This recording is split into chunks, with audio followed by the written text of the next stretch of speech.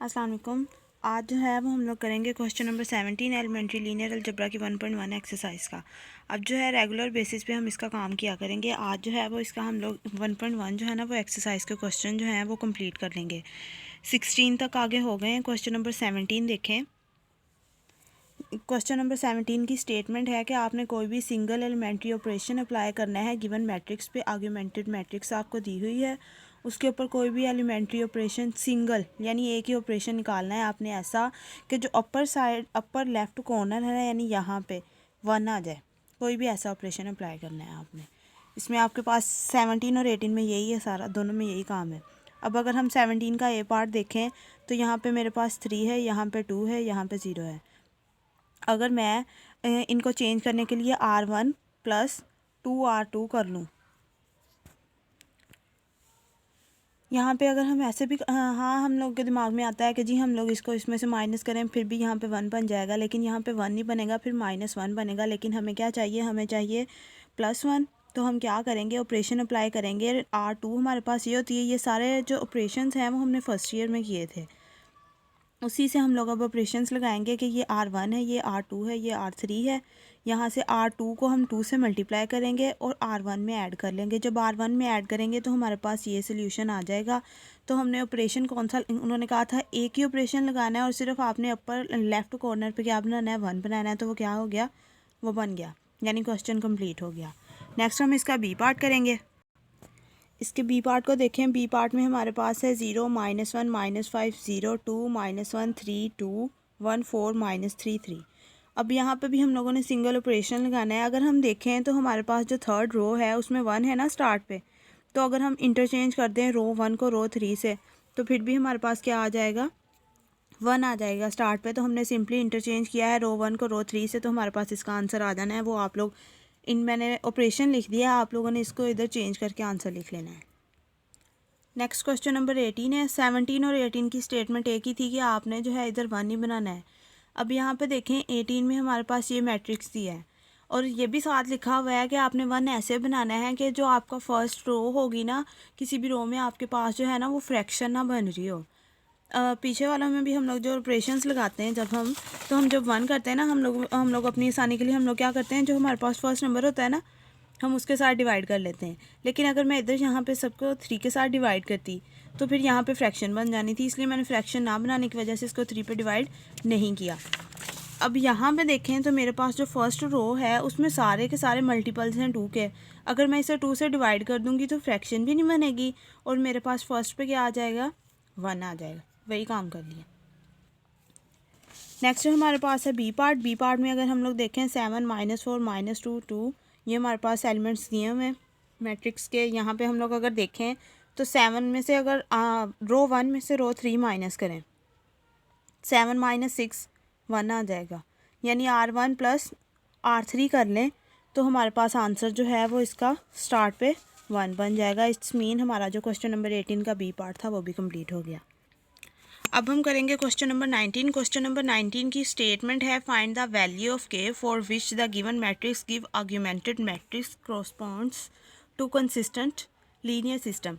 सबसे पहले हम देखते हैं कि कंसिस्टेंट लीनियर सिस्टम होता क्या है। कंसिस्टेंट लीनियर सिस्टम का मतलब ये है कि कोई भी ऐसी इक्वेशन जिसका जो सोल्यूशन है ना, जो हमने 3 केसेस पढ़े थे ना कि सोल्यूशन जो है वो इनफाइनाइटली मैनी सोल्यूशन होता है और इनफाइनाइटली मैनी सोल्यूशन होता है, सिंगल सोल्यूशन होता है, ऐसे उसी तरीके से इसका मतलब ये होता है कि सोल्यूशन एग्जिस्ट करना चाहिए। कोई भी ऐसी कंडीशन ना हो कि सोल्यूशन ही ना एग्जिस्ट करता हो, तो वो हमने बनाना है ऐसे। के की वैल्यू ऐसी लिखनी है।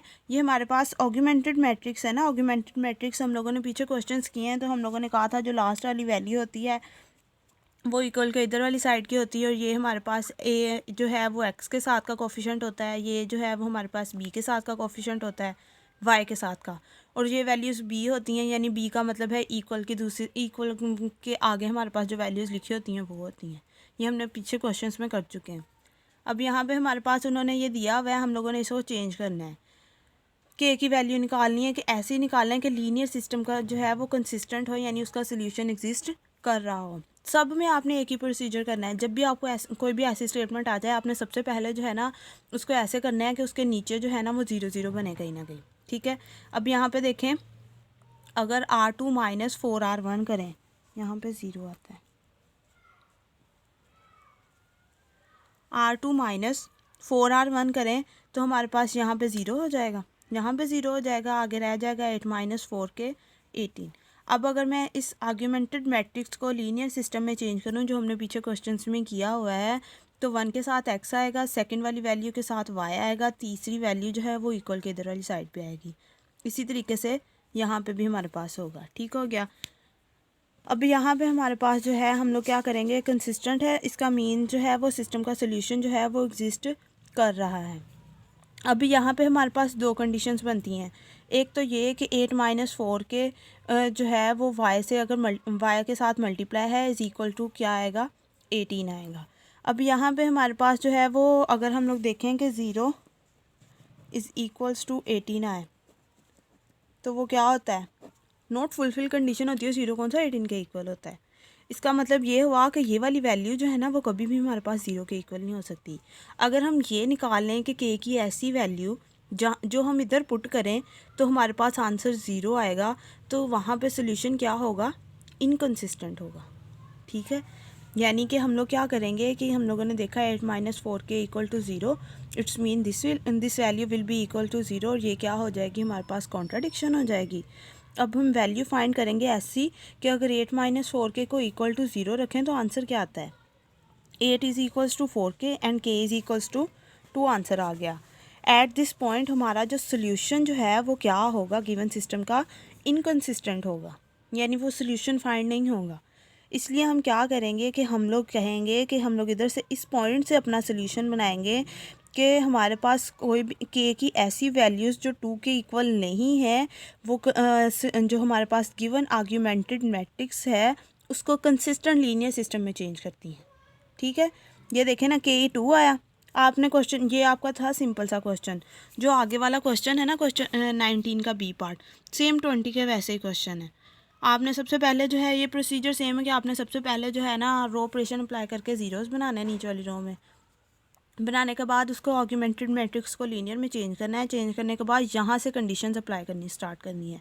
अब यहाँ पे तो था ना यहाँ 18, इसलिए हमने ये एक ही कंडीशन अप्लाई की कि 0 इज़ नॉट इक्वल्स टू 18 आ जाता है। इसलिए हम लोगों ने क्या किया कि इसकी वैल्यू k की वैल्यू निकाली और कहा कि अगर k इज़ इक्वल्स टू 2 होगा तो सिस्टम इनकन्सिस्टेंट होगा, और अगर k is not equals to 2 होगा तो सिस्टम क्या होगा। ऑब्वियसली हमें पता लग गया कि इनकन्सिस्टेंट कहाँ है, तो कंसिस्टेंट हमें पता लग गया कि k जो है वो 2 के ना इक्वल होगा, तो फिर सिस्टम जो है वो कंसिस्टेंट हो जाएगा। अब हम नेक्स्ट क्वेश्चन करेंगे तो वहाँ पे हमारे पास एक नई टर्म हमें पता लगेगा, नया केस इंट्रोड्यूस होगा हमारे पास, उसको देखते हैं। इसको ध्यान से देखना है, ये इंपॉर्टेंट क्वेश्चन है और सेम 20 के दोनों क्वेश्चन सेम इसी रूट पे होंगे, वो आप लोगों ने खुद ट्राई करने हैं। अगर ना हुए तो वो भी मैं करवा दूँगी, लेकिन अभी आप लोगों ने वो खुद ट्राई करने हैं। अब यहाँ पे देखें, हमारे पास सेम वही प्रोसीजर जो मैंने पहले बताया कि आपने रो ऑपरेशन अप्लाई करके यहाँ पे 0 बनाने हैं। अब मैंने देखा कि यहाँ पे मेरे पास तो दोनों 0 बन गए, क्योंकि जब मैंने इसको 4 माइनस 1 किया, -4 किया तो ये 0 हो गया, और ये -4 था, इसको जब -4 से मल्टीप्लाई किया +4 हो गया, ये भी 0 हो गया। उसके बाद मेरे पास जो आर्ग्यूमेंटेड मैट्रिक्स को मैंने जब चेंज किया उसमें मैट्रिक्स फॉर्म, उसमें लीनियर इक्वेशंस में, तो मेरे पास ये दोनों इक्वेशंस बनी। इस इक्वेशन को देखें तो यहाँ पे मेरे पास दो केसेस बन रहे हैं। केस वन ये है कि ये वाली चीज़ मेरी 0 है। अगर ये वाली चीज़ 0 है तो k की वैल्यू क्या आ रही है, 2 आ रही है। अगर k की वैल्यू 2 आ रही है, अगर मैं इसको इसमें पुट करूँ 8 माइनस 4 के y इधर 0 पुट किया, 0 तो 0 इक्वल्स टू 0। 0 इक्वल टू 0 कब होता है, जब हमारे पास सोल्यूशन क्या हो, इनफाइनाइटली मैनी सोल्यूशन हो, यानी सोल्यूशन एग्जिस्ट कर रहे हैं उसके। ये भी हमारे पास कंडीशन क्या बन गई, कंसिस्टेंट कंडीशन बन गई। पीछे जो हमने किया था वो था 0 इज़ इक्वल्स टू 18 था, जो कि कॉन्ट्राडिक्शन है, जो कभी भी ट्रू होती। इससे हमें पता ही नहीं लग रहा, ये हमें बता रहा है कि सोल्यूशन इससे नहीं आ रहा। लेकिन अगर इस चीज़ को देखें तो इससे हमें पता लग रहा है कि सोल्यूशन आ रहा है, लेकिन सोल्यूशन बहुत ज़्यादा है।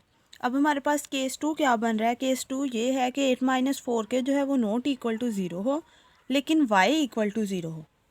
ठीक है, if k is not equal 8 minus 4 k is not equal to 0, it's mean कि के जो है वो 2 के बराबर नहीं होगा, क्योंकि हमने पीछे निकाला कि अगर वो ये वाली टर्म जो है वो 0 के इक्वल होती है तो क्या आंसर आता है, 2 आता है। इसलिए हमने लिखा if k is not equals to 2 from previous then y is equals to 0। जब वाई 0 के इक्वल होगा तो हमारे पास जो है वो यहाँ पे आंसर वाई 0, क्योंकि जब भी हम लोग लिख लें, चलें वाई का आंसर आ गया 3 आ गया, इसका आंसर जो है ना हम लोग लगाएं कि ना 2 नहीं आया 3 आया, 3 वाई इक्वल टू 0 लिखा तो वाई फिर भी हमारे पास क्या आएगा, 0 आएगा। इसलिए मैं सीधा हम लोगों ने लिख लिया k is not equal to 0 but y is equal to 0। ठीक है, उसके बाद इस वाई की वैल्यू को हम लोगों ने इक्वेशन 1 में पुट किया। जब इधर 0 लिखा तो एक्स की वैल्यू क्या आई, x is equals to -1। Solution exist कर रहा है, अगर तो एक्स की वैल्यू कोई ना आती तो हम कहते हैं कि सोल्यूशन एग्जिस्ट ही नहीं कर रहा, लेकिन एक्स का आंसर आ गया है हमारे पास। इसका मतलब है ये भी कंडीशन क्या हुई है, कंसिस्टेंट है। इसका मतलब है अगर हम केस 1 और केस 2 को कंबाइन करें, k is equals to 2 and k is not equals to 2, it's mean k की सारी वैल्यूज़ पे जो सोल्यूशन आएगा वो हमारे पास क्या होगा, कंसिस्टेंट होगा।